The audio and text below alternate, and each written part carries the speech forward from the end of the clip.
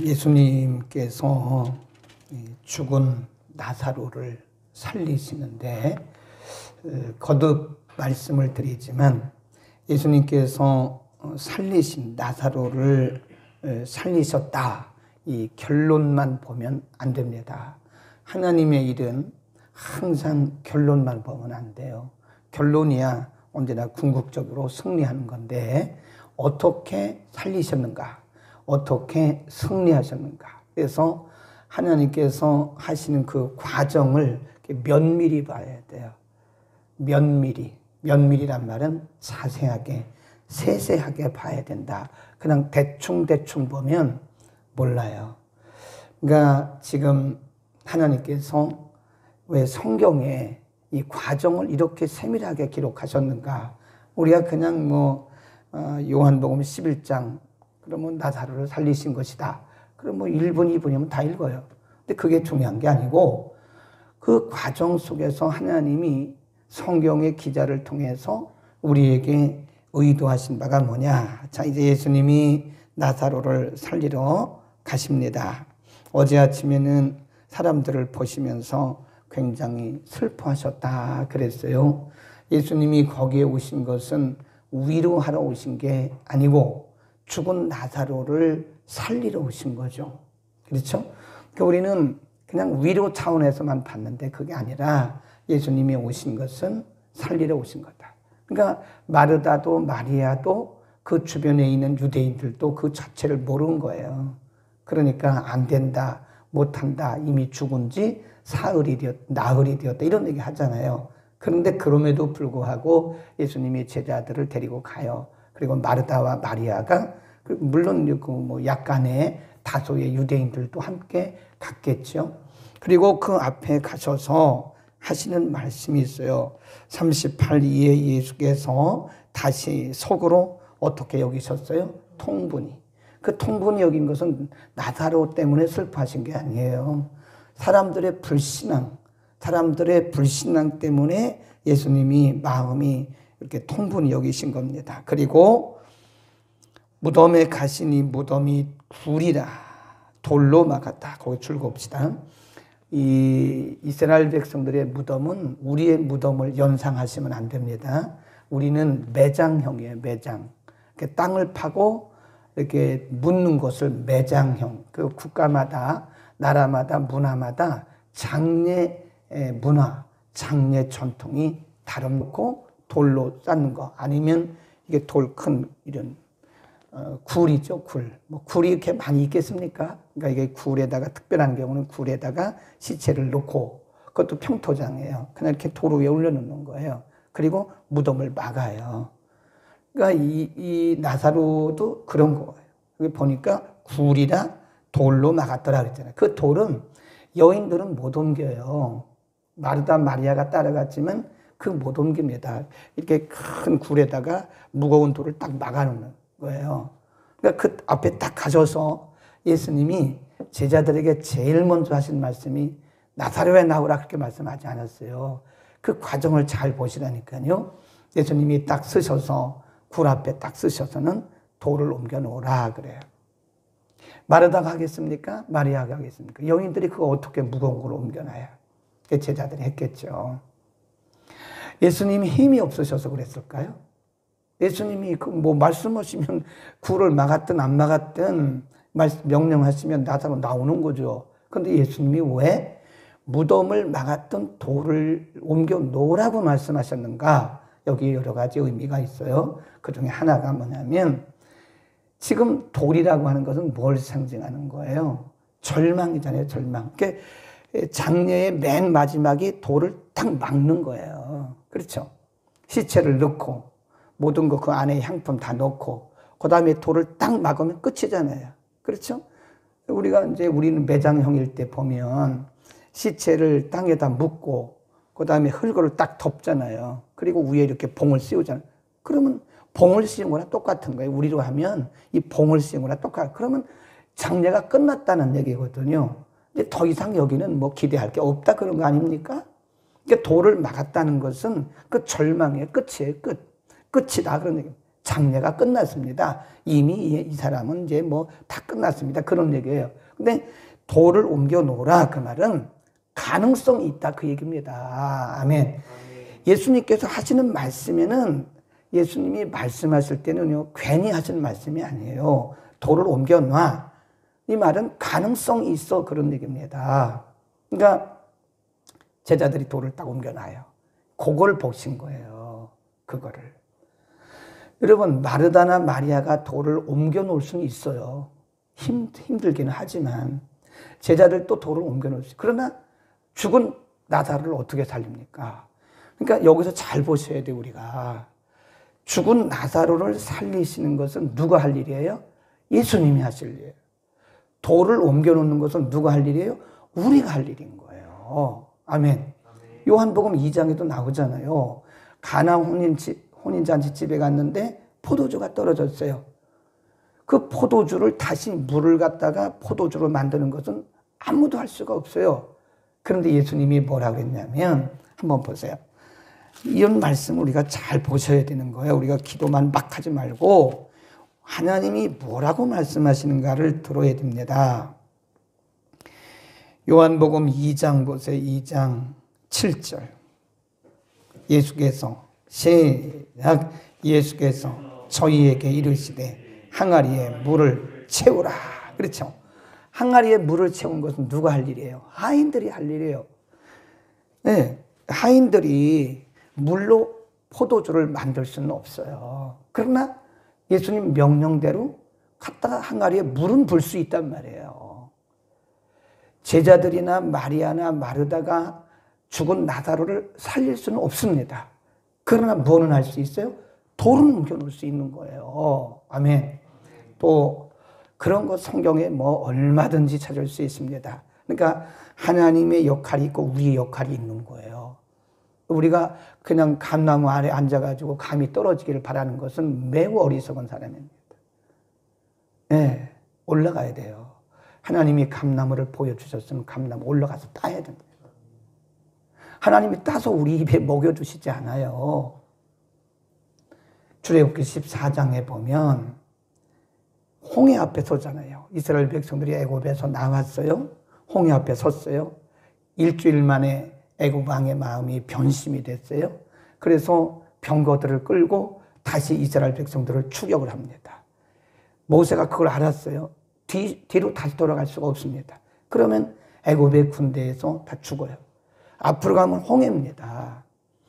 앞은 홍해요, 뒤는 애굽의 군대요. 그러니까 이스라엘 백성들이 막 원망하는 거예요.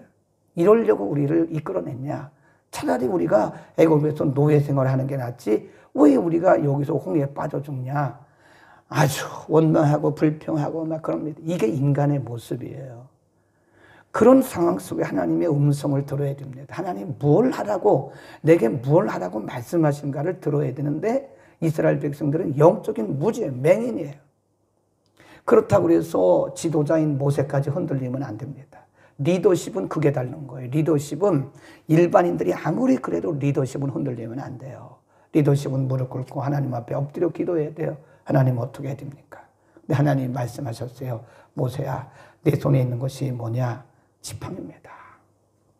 지팡이를 가지고 처음부터 왔으니까 지팡이밖에 없습니다.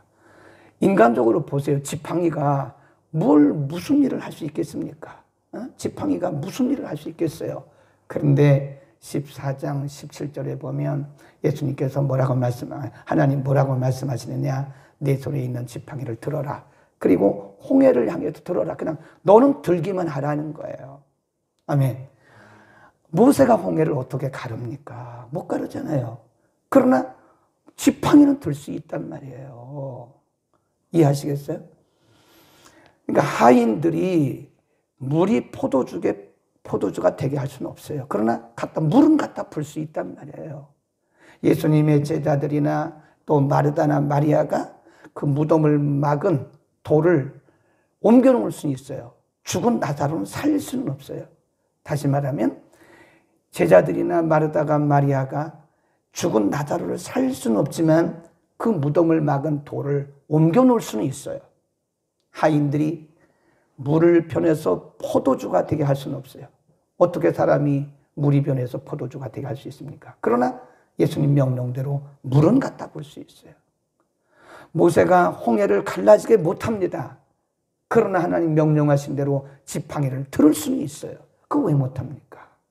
하나님이 가만히 있는데 홍해를 갈라집니까? 근데 그게 잘 생각해야 된다니까요. 하나님의 역할이 있고 우리의 역할이 있는 거예요. 가만히 있는데 홍해 갈라져요? 하나님 뭐라 그랬어요? 지팡이를 들어라 말씀을. 모세가 순종해서 지팡이를 드는 순간에 홍해가 갈라진 거예요. 하인들이 물을 갖다 떠서 붓는 순간에 물이 포도주가 된 거예요.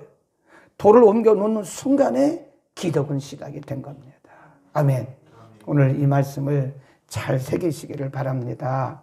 하나님의 역할과 우리의 역할이 있어요. 하나님께서 우리에게 믿음의 행위를 요구하시는 거예요. 우리가 못하는 거 아시죠? 물이 포도주가 되게 못하는 거 다 아십니다. 죽은 나사로를 못 살린다는 거 아십니다. 그러나 믿음의 순종을 요구하시는 거예요. 돌은 옮겨놓을 수 있잖아요. 아니, 돌도 못 옮겨요? 어떻게 우리가 나사로를 살립니까? 그러나 돌은 옮길 수 있어요. 그러니까 우리가 이렇게 기도하면서요, 하나님 우리에게 주시는 감동이 있을 거예요. 그 주신 감동에 우리는 순종만 하면 되는 거예요. 순종만. 어? 우리는 그냥 주님이 우리에게 마음에 감동 주시면 우리는 그 일을 사실 할 수가 없습니다. 우리가 그 문제를 해결할 수는 없어요. 그러나 우리 마음속에 감동을 주시면 그냥 순종하면 믿음의 순종에는 능력이 나타납니다. 아멘. 거기다 써놓으세요. 믿음으로 순종하면 하나님이 일하신다. 되고 안 되고는 하나님이 하시는 거예요. 그건 우리는 못해요. 그냥 하나님이 우리에게 말씀하시면 우리는 순종만 하면 거기에 놀라운 능력이 나타난다. 믿음의 순종은 능력을 동반한다. 이렇게 쓰세요. 믿음으로 순종하면 능력이 나타난다. 믿음으로 순종하면 하나님이 일하기 시작한다. 믿음으로 순종하면 능력이 동반한다. 그러니까 우리가 하나님을 경험한다는데 왜 하나님을 경험하지 못하느냐? 우리에게는 절대적 순종이 없기 때문에 그런 거예요. 예를 들어서 모세가 하나님도 생각해 보세요. 이 지팡이가 이렇게 오늘같이 머리 좋은 사람들이 생각했을 거예요. 지팡이 성분 분석을 했을 거예요. 뭐 의학적으로, 논리적으로, 신학적으로 지팡이 성분 분석 백날에도 홍해 안 갈라져요. 예수님이 하인들에게 물을 떠다 부라고 그랬습니다. 아구까지 부라고 말씀했습니다. 물을 분석합니다. 물이 포도주가 될 수 있을까? 뭐 논리적으로, 과학적으로, 의학적으로 백날 분석해 보세요. 그거 포도주가 안 됩니다. 분석할 필요가 없어요. 인간이 뭔데 분석해요? 하나님 말씀하시면 그냥 절대 순종하면 되는 거예요. 하나님 말씀하시면 절대 순종하면 거기에 기적이 나타나는 것이고 거기에 하나님의 능력이 나타나는 것이고 거기서 하나님의 능력을 경험하는 것이 자꾸 우리가 계산하고 따지고 그러면요 아무런 일이 안 됩니다. 그래서 제가 늘 그러잖아요. 머리 좋은 사람들이 예수 잘 못 믿어요. 왜 그러냐? 따진다고요. 따져. 논리적으로. 논리적으로 따지면 안 돼요. 그냥 우리는 무조건 순종하면 되는 거예요. 아멘. 말씀이기 때문에 그냥 무조건 순종해요. 아이고 하나님 이거 12년이나 됐는데 낫겠습니까? 아 그런 얘기를 왜 해요? 우리는 낫게 못해요. 그러나 우리는 순종하면 되는 거예요. 12해를 혈루증으로 앓았던 여인이 그 마음의 믿음이 그것도 하나님 주신 마음이에요. 네. 하나님이 뭐 귀로 들려주십니까? 우리 마음에 감동을 주시는 거죠. 아 내가 그 예수님의 옷자락에 손을 만지면 낫겠구나. 그거 감동이에요. 하나님이 일하실 때는 우리 속에 감동을 주세요. 그 감동이 기도하다가 우리가 말씀 듣다가 말씀 묵상하다가 어떤 감동이 오는가를 잘 주목해야 돼요. 그 감동에 우리는 그걸 성령의 조명이라고 그래요. 성령의 감동.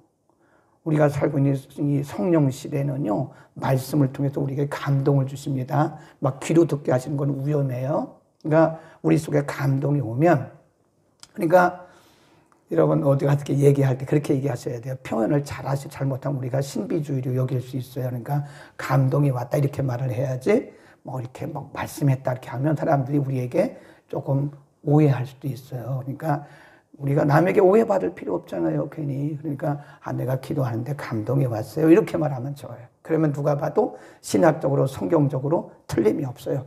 감동이 왔습니다, 마음에 이런 생각이 들었습니다, 그렇게 말한 말이에요. 성령께서 우리의 마음을 감동하시고 성령께서 우리에게 어떤 생각을 주셨을 때 우리는 그 감동과 생각에 믿음으로 순종하면, 절대적으로 순종하면 거기 능력이 나타나고 하나님의 일이 진행되기 시작합니다. 그러나 그것을 우리가 알고만 있고 생각만 하고 있고 분석하고만 있으면 우리가 천국 갈 때까지 아무런 일이 안 나타나요. 믿음의 절대적 순종을 행동으로 옮기시기를 바랍니다. 우리가 할 수 있는 것은 아무것도 없어요. 우리는 순종만 하면 되는 거예요. 아멘. 그 다음에 예수님이 하신 말씀이 있어요. 43절에 돌을 다 옮겨놨잖아요. 그러니까 돌을 옮겨놓기까지는 예수님이 아무 일도 안 하셨어요. 돌을 딱 옮겨놓자마자 예수님이 하신 말씀이 시체를 향해서 하신 말씀이에요. 거기 시체 보세요. 어떤 시체였나. 44절, 죽은 자가 수족을 배로 동였다. 염을 한 거예요. 염을 했어요. 수족을 배로 동인 채로 나왔다. 그런데 얼굴도 수건에 쌌다. 우리하고 이 히브리 문화가 우리 문화하고 비슷해요. 예, 아주 비슷합니다. 이 염할 때 나사로야 나오라. 뭘로? 큰 소리로. 이게 뭐냐면 명령이에요, 명령. 죽음을 향해서 명령하신 거예요, 지금. 죽음을 향해서, 나사로의 시체를 향해서 말씀하신 게 아니에요.